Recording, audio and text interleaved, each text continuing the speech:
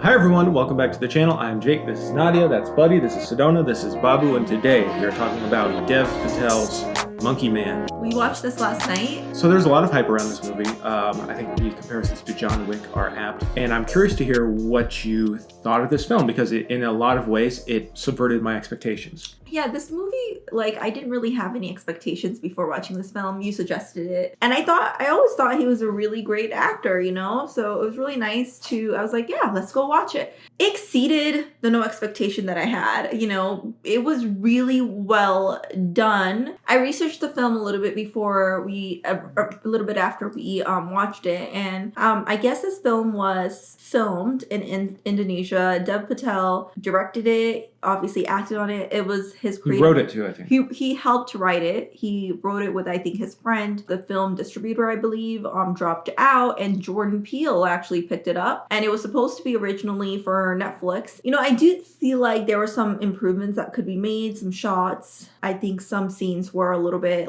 overstayed their welcome, and it was good shots and it was good storyline, but I felt like I got the point. I really loved it when it was the action sequence, and it reminded me a lot of John Wick. Yeah, I enjoyed it. It was a good time, honestly. And I love that it was 2 hours long. I think it could have even been a little shorter. He's a really good actor. And I thought the chemistry that he had with other people who acted alongside him really evident. I am interested to know, well, I would give it 8 out of 10. Okay.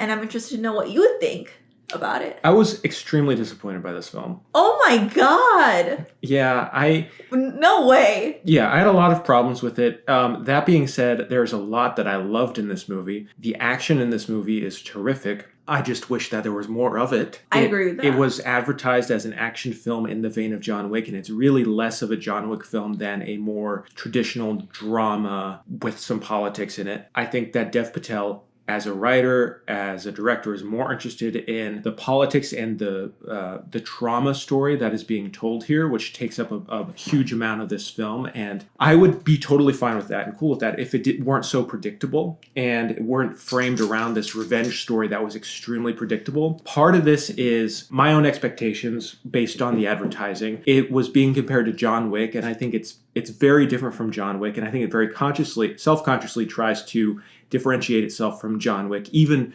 making a joke about John Wick in the movie. But this movie it didn't deliver enough. It didn't have enough of the goods, of the action goods. And when it did have the action was grimy and brutal and ugly, really good and cathartic, and in a lot of ways, even more fun than some of the John Wick action, which in those movies is a ballet. There's a lot of guns, and it's almost like a choreographed dance, and the camera is set back so you can see all the action. This is a lot of shaky cam, a lot of blood, a lot of close-up stuff. There's some great kills we can talk about. Unfortunately, there's not enough of it. So much of the movie isn't focused on that. It feels tonally inconsistent when the heaviness and the weight of the themes of this character journey that's rooted in serious trauma with, political motivations, when that is weighted against this over-the-top, silly, fun violence, it doesn't feel like it fits. It feels like he wants to have his cake and eat it too. He wants the best of both worlds, to have this movie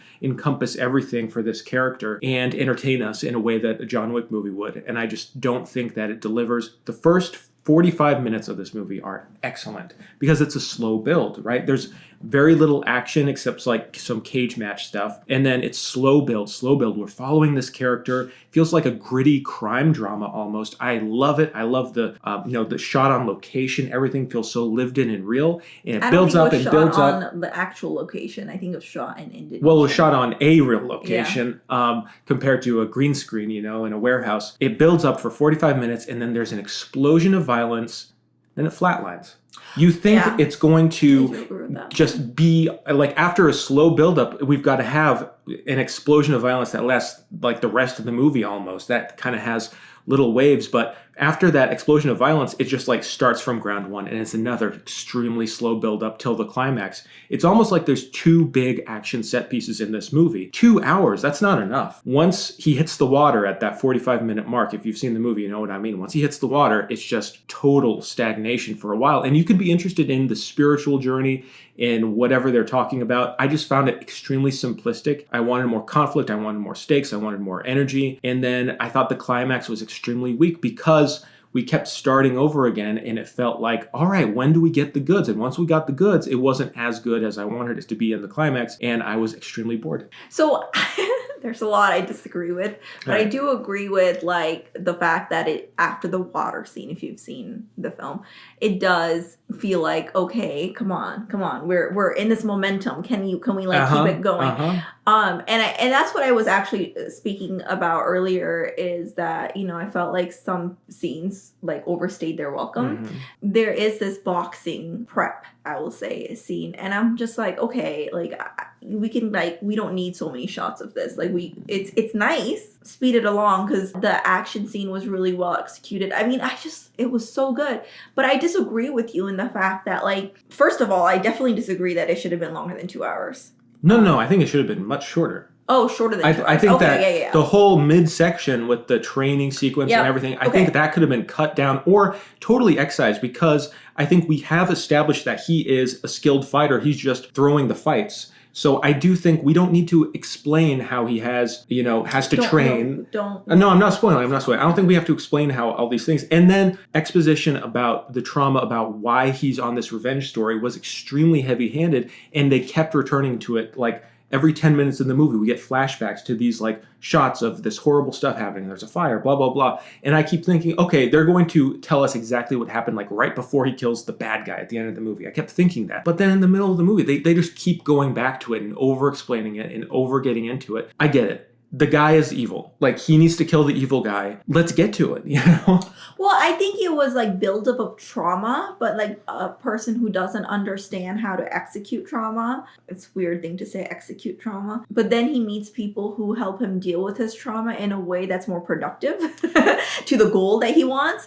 Because he has a hard time controlling his rage in the first half of the film. So I think like the second half of the film, I agree that it feels like it picks its back self again. But I think it's because he kind of tries to manifest the monkey man mythology. There's a mythology there of the monkey man in this film that happens, and then in the second half of the film he's trying to embrace that mythology in the first half, but he doesn't really know how, because like he's not really aligned with his rage, his goal, the mythology. They seem a little out of focus and misaligned. And then in the second half of the film, I think it's like they're all aligned, and so he's able to actually, I think that's the inconsistency with his starting over, is he tries to do what he wants to do the first time, but because he's misaligned, then he can't. And in the second half, he's aligned, and then he's able to execute what he wants to execute. I will say that there's a dog in this film, and I love that. Yeah, that was in the first 45 minutes again, which is a great build-up. Yeah, and it reminded me of this boy because he was a street dog too. He's from India. I was just like, I want the dog to have a happy ending. Can he be adopted into a family? You know, it's just so sweet. In the spoilers, we can talk about the payoff with the dog, which is kind of funny, you know, because you think he's just caring for the dog selflessly, but you see what's really going on. There's an intention behind it, yeah. I do want to say, so much about this movie is great. I think some people will complain about the shaky cam. I didn't mind. I think that there was a lot of good camera work in this film. At times, it was over-the-top shaky, I thought. But I thought... Do you think that was intentional? Yeah, for sure. Yeah. It's like an older thing, like Paul Greengrass. It's just been out of style for a while, so I was like kind of interested to see it used this way in an action film. It didn't bother me. Dev Patel is a star. He has a star presence. He looks great. He's got a great charisma on screen, and he is great in the action scenes. He's fantastic to watch this whole movie. You know, he's a movie star, so he's fantastic. I hope he does more movies like these. However, this movie is clearly written and directed by an actor. And let me explain why I think that. Yes, please explain. Only an actor would be more interested in the character's backstory than in the present events. And I feel like this movie, as Dev Patel, as an actor, as a performer, you're more interested in the backstory and why the character is this way and the emotional weight of everything, that he loses the broader narrative focus and the broader momentum. You know, it becomes mired in the past, in spiritual arc that is super simple, that it doesn't need to be spelled out for the audience for as long as it is in this movie. You almost forget it's an action movie. And so that was extremely disappointing. I disagree. I think that that's present in people who are directors and not not actors, but also I think that has to do more with editing, because you could shoot these scenes and then just edit it out, because not everything is so clear when you're directing, because you're going, But then from the screenplay level, once you've baked things into your screenplay, you can't just yeah, edit it but out. when the editing has a really big part in movies, shows, and everything, because when you see it all come together, and then there's always time when we cut scenes, it's the reason for deleted scenes and everything else. I think that has to do more with editing. Now, nonetheless, like I do agree somewhat of your assessment, because like I said, some of the scenes did overstay their welcome. Like, we understand the point very quickly and easily, and I think there is strong tendency to deep dive into the character arc, what makes the person who they are, but we don't need to know all the details of everything. And I think that can be a problem with actors and directors alike, But yeah, what would you rate it, by the way? I would give it a 5 or 6, maybe a 6. Okay. And maybe the fact that people are comparing this to John Wick is a disservice to this movie, which is in a totally different vein. I like that it wasn't like it reminded me of John Wick, but I like that it had its own twist and own. I really like that Dev Patel really made it his own. And that's really a great thing to see, is it's not just like a ripoff of something else that we've seen. It's its own. No, it's good. I mean, it's cool. It just has big structural problems, I think. Shall we get into spoilers? Yes. All right, 3, 2, 1. Spoilers for Monkey Man. So I really love when Dev Patel's character bites and starts biting things off of people. It's it was very grimy, and I'm surprised you enjoyed that. I couldn't watch a lot of it. Well, I couldn't. You saw me close my eyes and dagging into some of those scenes, but I really liked at the end how he couldn't get the knife in this guy's throat deep enough, and then he used his mouth to shove it in, and I thought those things were really cool. No, that was my favorite. Literally all of the action. And I think that's great. Also what made it its own story, because those things don't happen in John Wick. It's very central to this film. John Wick's less John Wick's it's less grimy than this film. This movie is very grimy. Again, John Wick is the ballet action, and it's all about the choreography and the camera set back. This is very grimy and in your face, and that's what's fantastic about it. I loved it. It was gross. It can be hard to watch, but you could close your eyes. The thing is, I feel like this movie would be better enjoyed as YouTube clips. So you could just watch, okay, let's watch this 10-minute scene, the action scene. That's the best scene in the movie, and skip all this other stuff. I disagree with that. I can't even tell you how much I disagree with that. And I'm surprised at your assessment of this, because I would think that you would disagree, because you would frown when I would watch that and do that with other films in the past. So I'm really surprised that you said this. Oh yeah, I mean, you've changed. No, I don't think it's. I think you should watch the whole movie, but I think in some ways, I don't feel any inclination to rewatch it, but I'll watch those action scenes again. It's just there's way too few of them. Well, in the movie. I think you could say that with any film, right? That's why movie clips exist, because they're your favorite scenes that you watch over and over again, because you just want to get to your favorite scenes. I think you can make that argument with any film that exists. Fair.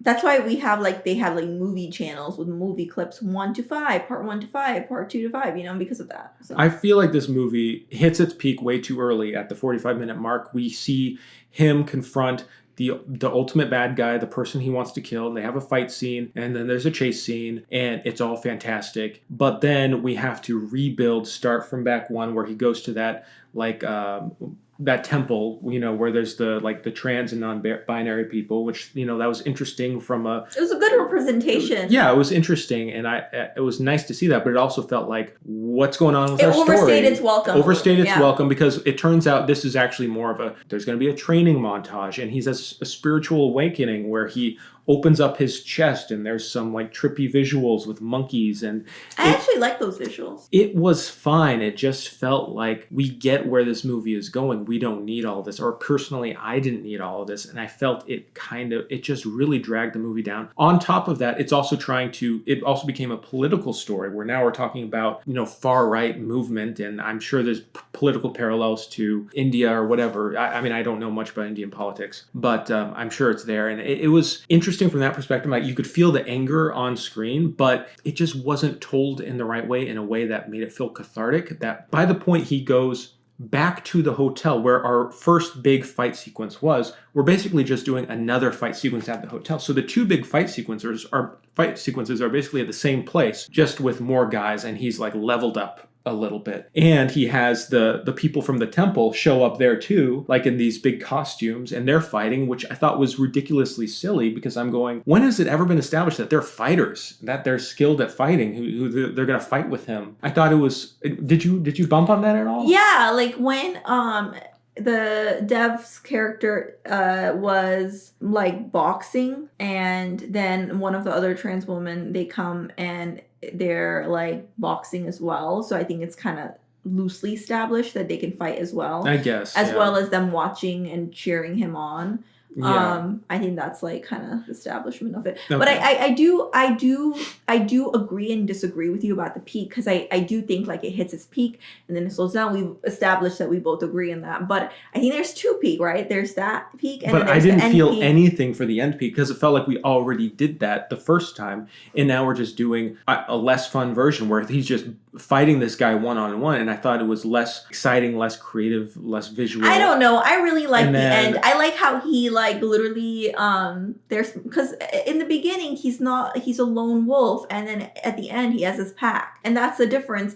But I really liked how, like I said, the biting with the knife scene. I liked how is like he goes on more confident, more himself at the end, and then also I liked how he like cuts the bad woman's thumb off and then has it in his pocket and then puts it, uses it to. It's just very grimy and. No, I love that. That's the best parts of this movie. Unfortunately, it's just such a little part of it. Yeah, compared to the whole film, I agree. Yeah. It's like how much? Like maybe 25 minutes of We the whole want more movie? action. I mean, I'm sorry, but like you're labeling yourself as an action movie, that it needs more of that. And maybe it's a budgetary thing. Maybe it was they wanted to do more, but they couldn't. I don't know. But the action scene is so well done that it just felt lacking. I And think then this is a compliment, like, to the filmmaker, as well as like, hey, this is really good, give us more. I think that's a compliment in an action film, is that it's definitely really greatly executed and well acted, well choreographed action sequences that we want more of. And I think it's a criticism, obviously, but I don't think it's also a compliment,